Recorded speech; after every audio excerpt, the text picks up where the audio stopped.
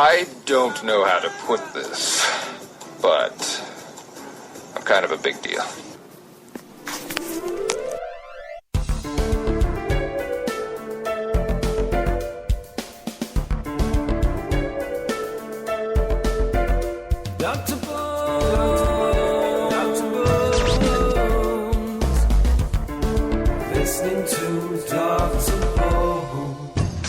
Now it's time for another episode of Blogger's Corner with Britt.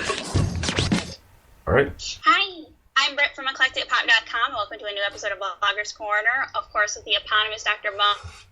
Bones. How are you doing today? Hey, very well, thank you. How about yourself? I'm doing well.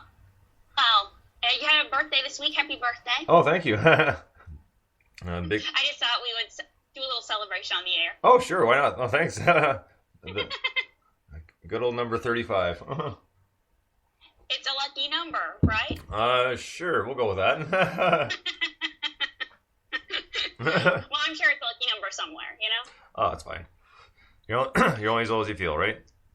Absolutely. Totally true. So, did you see Witches of East End this week? I did, and they kind of left it with a real cliffhanger because obviously they're showing what Frederick is really like.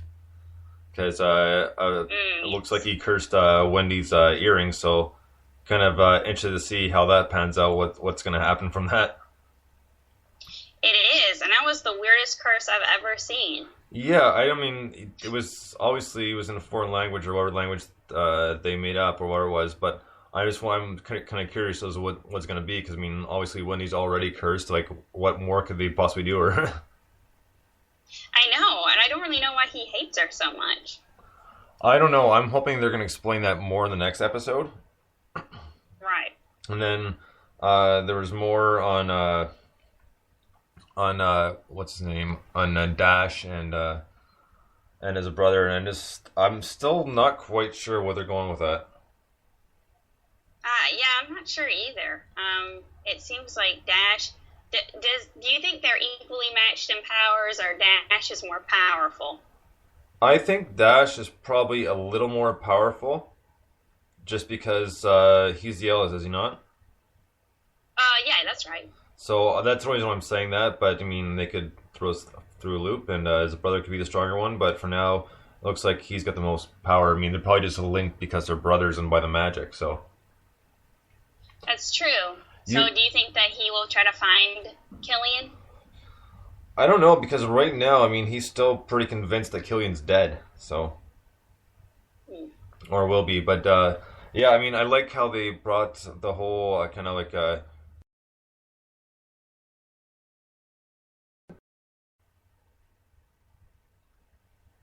know what I'm talking about? Yes. Okay, yeah, because like, I mean, yeah. it's kind of cool that they're showing that he's cloaked, but it looks like Freya's starting to become hot on his track. Yeah, she is determined to find him. So, I mean, that's gonna cause a few issues there, which is good though, because that's what we want. Because if she's looking for him and Dash is looking for him, then obviously they're gonna crossroads at some point. So it'll be interesting to see how they go with that.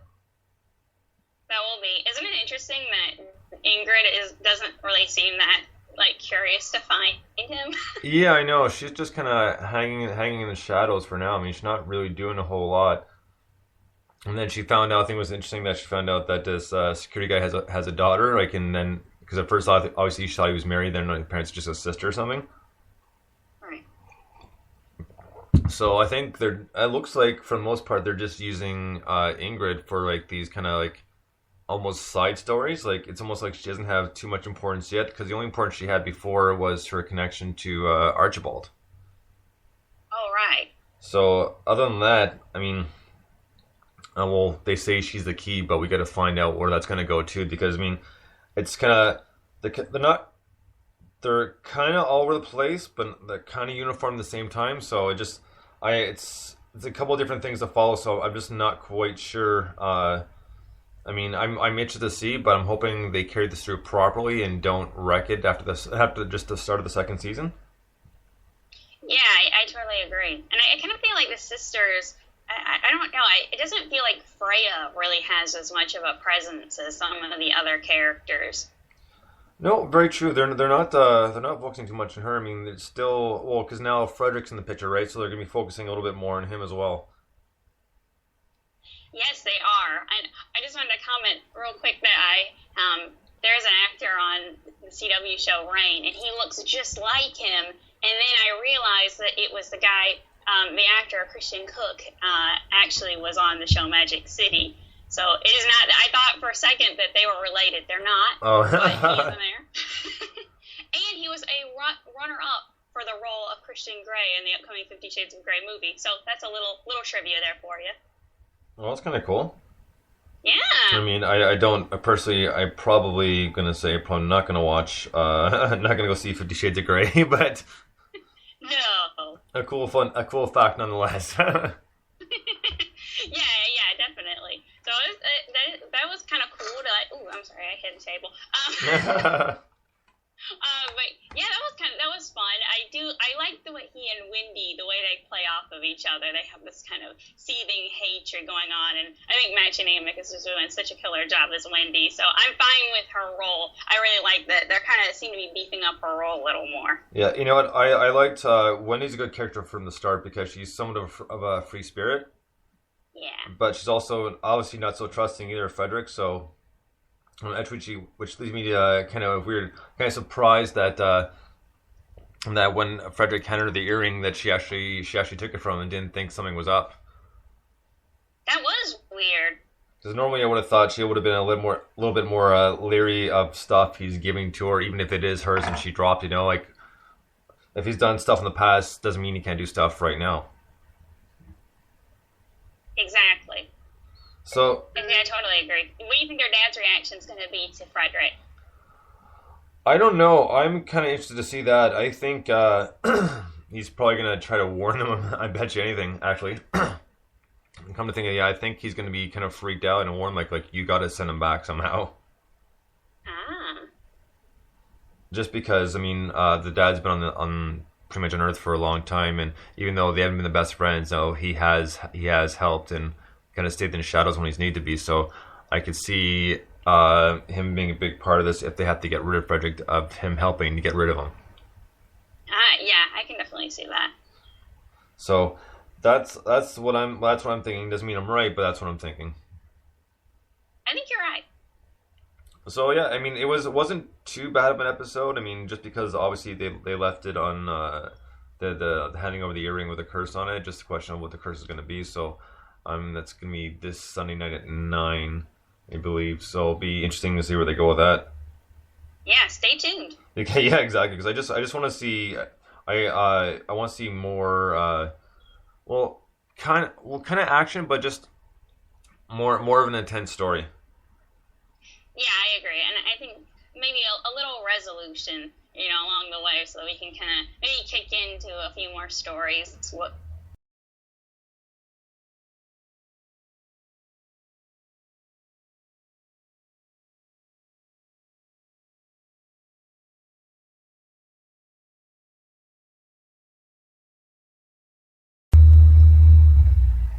Okay, Brett, you're cutting out there. Just hold up 1 sec.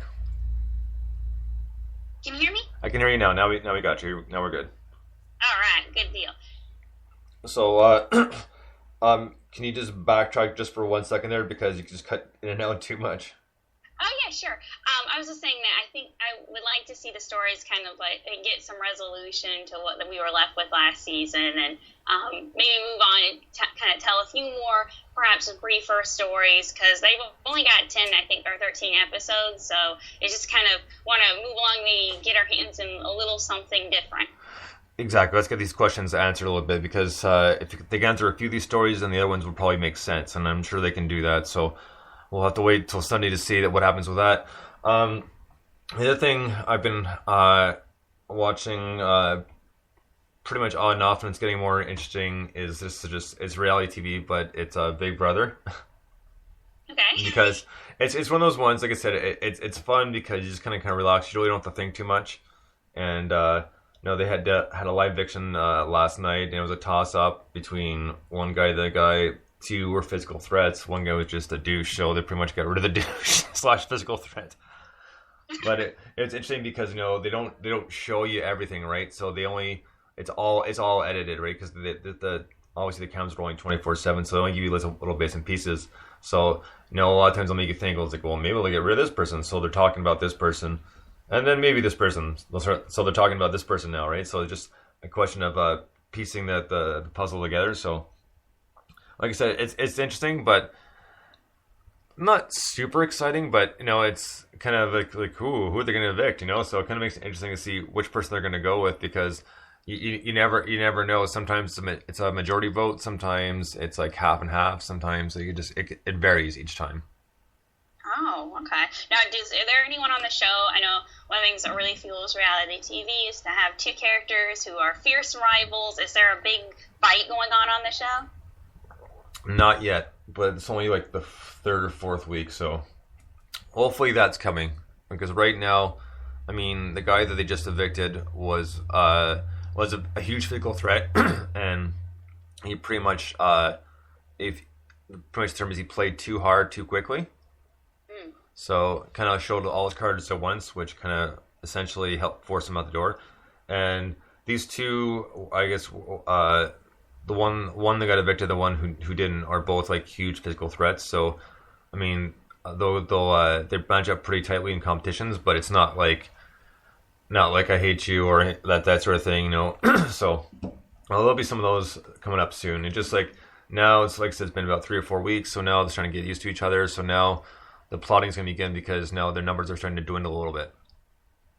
Oh, okay. And now, when you say these challenges, I'm not familiar with the show, but is it like Survivor? Do they have endurance challenges Yes. they have to do to get immunity? Yes, they're not always the same, but there are some endurance challenges. There's some mental challenges, and just ones that are just playing out hard. So, but there's different ones now because they have a competition for the veto, which if one of the people nominating the block gets the veto, they can pull themselves off the block, or they can use it on someone else. I mean, it's their choice. There is the head of household competition, and a lot of those are endurance or mental ones. Pretty much got to think, what week was this person this or that sort of thing. So they really got to think back, and a lot of times they'll give them like random information throughout the show and stuff they got to remember. But you have to remember because you don't have a pencil and paper to writing the stuff down. Like there's nothing to record it or remember. You just got to do it all by memory. Oh, okay. And then, no, they're not allowed to be on a computer or anything during these weeks? Absolutely nothing. No TV, no cell phone, no computer. There's no connection to the outside world at all. Whoa, it's like the Truman Show. Essentially. So the only people that I talk to is once in a while Julie Chen will come on and talk to them. It's like getting them ready for a competition or saying she's usually there for the live evictions. Like, well, not she's outside the house. But other than that, the only other contact they have is production. Like we need you to go to the diary room or need you to do this. Otherwise than that, it's just themselves. Okay. So, now, do they have any cameramen on the set, or is it all station cameras? They're all stationary cameras. They're all like all over the house. So they're all being worked from a different production room. The people are not inside the house at all. Oh, okay. It is just like the Truman Show. Yeah, because essentially it's like a set. I mean, they do have natural sunlight, so that's one thing they do have because otherwise they go completely nuts. Yes. But they can't hear stuff going outside because obviously this is a set, so they are essentially outside somewhat. So, it makes it interesting, and sometimes it can be boring as hell. I'm not gonna lie, but sometimes, most of the time, it gets more interesting as the weeks go on because the people have to get to know each other. Then they start kind of feeling out, who are the people they can trust. Because essentially you're not supposed to be able to, or you can't really trust anyone in Big Brother, but they find people they can align with and try to make a bit of a powerhouse alliance. That way they can start pegging people off one by one, and they'll try to make like final 4 deals or final 2 deals. And okay. Because what they want to do is if they don't make it to the end, they at least want to be in the jury because at the end the jury votes for who the winner will be. But at least if you're in the jury, you're still getting paid now in the jury house. So the same thing. I mean, you're not still. You don't have any connection to the outside world, so no phone, anything like that. They have a TV, but you can't get any channels, and because they have a DVD player, because usually one by one, once people start coming in, they watch what happened the week before, like a quick summary. Uh-huh. So that's all they're saying. Otherwise, again, it's all them. But the jury house is usually pretty nice. I mean, usually like a pool and a hot tub and that sort of thing. So it's usually pretty decent. Nice. But one thing I've noticed is the past couple of seasons, because it's been doing so well, is even though Big Brother's in their 16th season in the U.S., they're only 2 seasons in for Canada. But Canada's been doing really well and getting really high ratings. Now the U.S. looks like they're trying to copy a few things. Mm-hmm. Which is good. I mean, because now there's a bit of a competition, and the good thing is they're both at different times of the year. Because Big Brother the U.S. is usually in the summer, and Big Brother Canada is usually in the winter. Oh, nice. So like between like February and March, like right around there. So it's like I said, it can be interesting, and like it is addicting. But it's one of those things, that if you get to it, good. If not, it's not a big deal. You might miss a few things, but they usually rehash every show. Okay. They'll like, last time on Big Brother, blah, blah, blah, blah. Like just like a lot of shows do, if they're doing a continuation, like, so previously on whatever, or so it's that. I know. Sometimes it's annoying, sometimes it's good, because you might have missed something.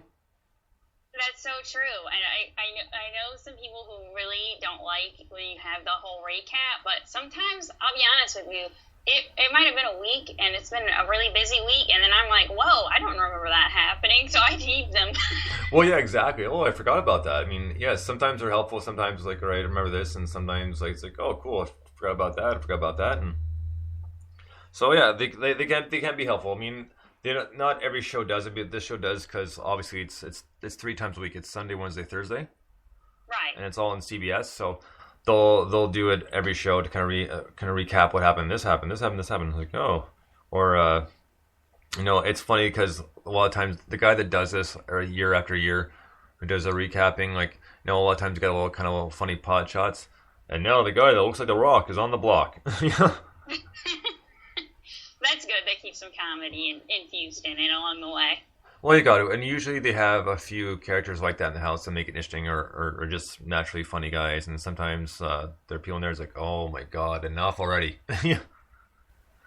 Exactly. Yeah, because if you're on this show, typically aren't a lot of these people aspiring actors, so they kind of want to make a splash. Well, exactly. I mean, not all of them are, but the majority are aspiring actors, and they figure, it's the best way to get a stepping stone. Some of them do well, some of them don't. Some of them get something out of it.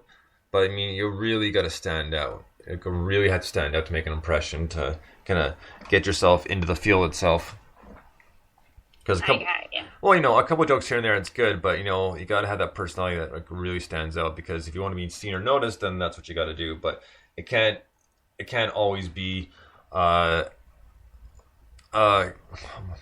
guess for lack of better words, crazy antics. Because sometimes if you're loud, it's like, okay, sure, let's get to a certain point. Now you're getting annoying, so they're gonna look right past that person. Yeah, exactly. Yeah, you have to make sure you're kind of fonzing it, where you're just enough, but not too much. Yeah, exactly. So it's interesting. So they did a live eviction yesterday. The next episode is on Sunday. I'm trying to think of what else. There's a few rock notes here. It's kind of funny, interesting. Tom Petty was saying pretty much that the Rolling Stones were his quote unquote punk rock. Because what he was saying is, he said that like the Beatles, between Elvis and the Beatles, Elvis was pretty much the American dream. The Beatles made it look like made it music more attainable to get a band, that sort of thing, start getting going. But the thing that Tom Petty said about the Rolling Stones is, says the Rolling Stones were a bit more raw than the Beatles. That kind of raw, a bluesy feel to a lot of their songs, but just like wasn't all kind of happy ending like the Beatles songs were. Yeah. Not that the Beatles songs were all happy endings, but it made sense in that aspect thing. I know what he's saying. It's like saying that I latched on to the Sex Pistols for punk because Green Day was not punk enough, that sort of thing. Green Day made it attainable, Sex Pistols were more raw, that sort of thing. Right. I totally see that. And speaking of the Beatles, they announced this week that Ron Howard is going to be directing an authorized documentary on the band. You know what? I saw that, and I'm looking forward to that. It's more of the earlier years, like their live shows and stuff. Right. So that should be pretty interesting. And then I'm wondering, like, if I know obviously unfortunately there's only Paul and Ringo left to talk to. So I'm wondering what their take on it's going to be and how it's going to be pieced together. Because like, I don't think, I didn't see anything on it, but I don't think they're going to be getting anybody necessarily to play them. I think it's going to be all kind of like old clips and that sort of thing kind of put together and just kind of people talking over it. Yeah, I definitely think that's what they'll go with. So you're right. It will be very interesting to hear what they have to say. And I think, is this like one of the first authorized documentaries? I believe so, because I can't really think of any others, to be honest with you. I know, and I've been thinking for years they would make it into a actual feature film. So I'm kind of curious why that's never happened. I don't know. Like, that's a good question, but I think in this case I prefer a documentary to a feature film. Yeah. Just because not that they didn't have an amazing career, but I just I don't know. I think just one of those bands. I think it's better as a documentary than it would be as a film, as a feature film. Yeah, I totally, I get that. So the last thing here is Eddie Vedder from Pearl Jam kind of went on a anti-war rant at one of their shows last week. I believe it was in Las Vegas, and now Israel saying it was anti-Israel and he shouldn't have said that, and he goes, I don't really want to backtrack, but nowhere in that rant did I say anything about Israel at all, and he didn't. All he said is pretty much when everybody says, no, this has got to stop, we shouldn't be paying for these useless wars, and it's pretty much what most people have said in the past. Just kind of somewhat paraphrased, but just a lot of like, now this has got to stop, and we understand that, but so apparently it was taken the other way, so now that's kind of settled a little bit, so I don't think it's going to go too much further, to be honest with you, which is a good thing because that wasn't the initial plan behind it. So did he cap off his rant by singing his cover of Let It Go?